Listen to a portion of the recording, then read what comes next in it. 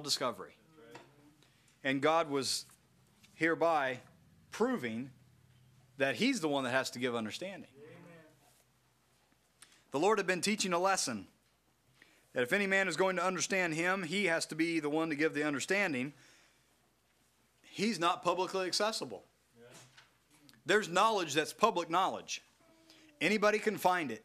It's in libraries, it's in books, it's in newspapers, it's on the internet. But then there's classified information too that not everyone knows.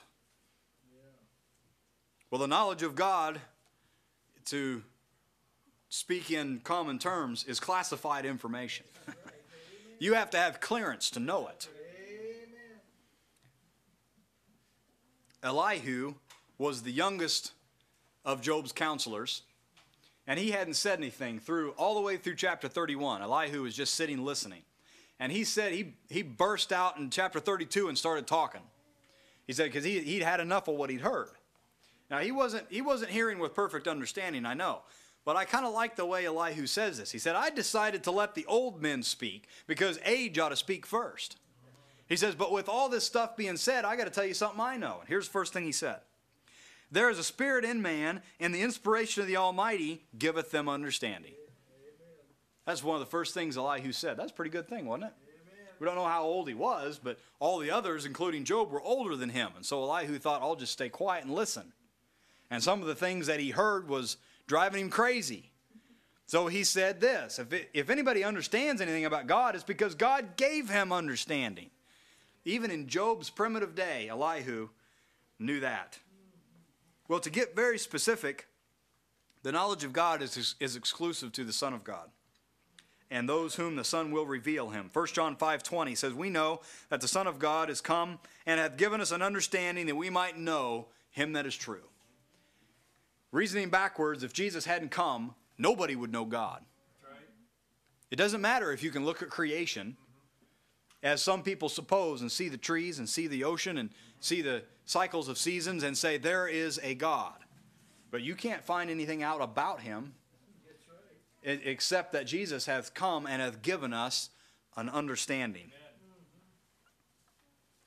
Back in Exodus, when the Lord was giving Moses the plans and the prints and the pattern, he said, to build the tabernacle, the Lord did not contract any service from the seasoned craftsmen of the nations. There's a lot of things to build. And He's got a nation that's been captive brick makers for 400 years. So the Lord didn't have a real deep pool of resources to draw from when He's building this specialized structure and these specialized utensils and furniture. There wasn't a lot of people who had a lot of wasn't any people who had a lot of experience in working with gold and brass and silver, and wasn't any of them. So what does the Lord do? Well, He didn't go down to Assyria. He didn't bring some out from Egypt. Well, I need some skilled people here. It's not how the Lord does it. He chose Bezaleel to build all the holy articles of the tabernacle, the Ark of the Covenant, the candlestick, the altar of incense, the laver of washing, even the garments that Aaron would wear and the priests would wear. Bezaleel was to build them and to craft them. Exodus 31:3 says, God says, I have filled him with the Spirit of God in wisdom and understanding and in knowledge and in all manner of workmanship. Now, if God did that in the tabernacle, do you think He works any different today? Do you think God's going to contract the Assyrians for services in His church? People today think this. And I'm not joking. People think that God borrows things from the world. God didn't need anything when He brought them out of Egypt. He just supernaturally made a deposit of wisdom and knowledge in Bezaleel and in many others, and they built the tabernacle. They'd never done it before. Bezaleel had no resume, but he did it because God gave him understanding. Well, that's just a shadow of what God does now. The tabernacle was just a shadow. It was just an image. It had a single dimension. Now that we're in Christ in the light, we can look back and we can see Christ in the laver of washing. We can see Christ on the altar. We can see Christ in the incense. We can see Christ in the Ark of the Covenant, in the angels overshadowing the mercy seat. We can see Christ in all of it. But it's because God has given us the understanding. God gave Bezaleel the understanding to make these things, and God's the one that gives understanding to people today to work and to minister to him in the true sanctuary that's not been made with hands. Amen. Everything in that tabernacle were from him, to him, and for him. Now our understanding, like Adam, is God's creation, but remains lifeless until he breathes into it the breath of life. And only then it becomes a living thing. As the body without the spirit is dead, so our understanding without God is dead likewise. As faith without works is dead, so our understanding without the spirit is dead. Being alone. Luke chapter 24, verse 45, then opened he their understanding, that they might understand the scriptures. Now, how many things had the apostles heard before this? They'd heard it firsthand, not secondhand. We're reading the testimony of the apostles, but it's their testimony. They're the ones that were there in the upper room. They were on the mount. They were in the garden. They were by the well of Samaria. They were there when Jesus said these things, and they didn't understand. Well, this is not a commentary on the intelligence level of the apostles. Jesus didn't choose dummies. This is a commentary on the fact that natural man doesn't have the capacity to grasp and to understand and to comprehend unseen things. Right. Then opened he their understanding. Right. Then they understood. Now there are a lot of exhortations and encouragements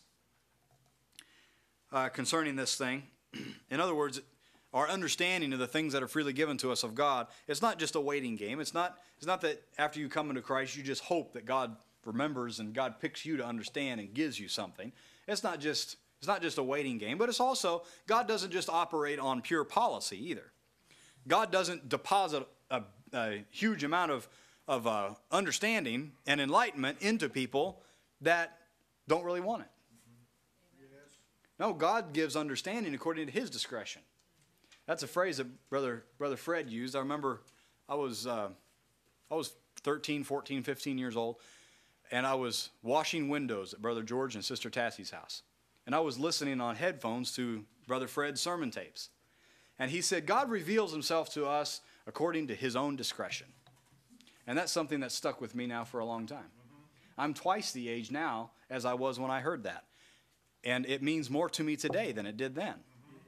But God opens himself up to us according to his discretion. Now, what Brother Fred meant by that, and what I understand about that, is that God's not going to give us too little too late about himself. But God's not also going to give us too much too early. When Jesus said, I have many things to say to you, but you cannot bear them now, it's because it would have been detrimental for him to say everything to the disciples at that time that he could have said, and the Lord still deals with us in the same way. The Lord gives us understanding according to his discretion, not according to policy.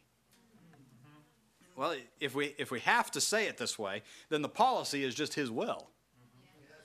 Policy is too small of a word. Companies and things have, and the government has policies because men are lawless. That's why we have to have policies. Amen. Here's an exhortation about this, 1 Corinthians 14:20. Brethren, be not children in understanding. Howbeit in malice be ye children, but in understanding be men. Grow up. That's a hackneyed way to say what Paul said. In your understanding be men, be mature.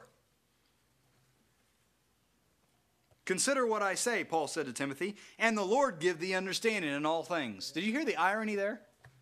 Paul said, consider what I say, and the Lord will give you understanding in all things. Paul knew that what he had to say to Timothy was good, it was vital.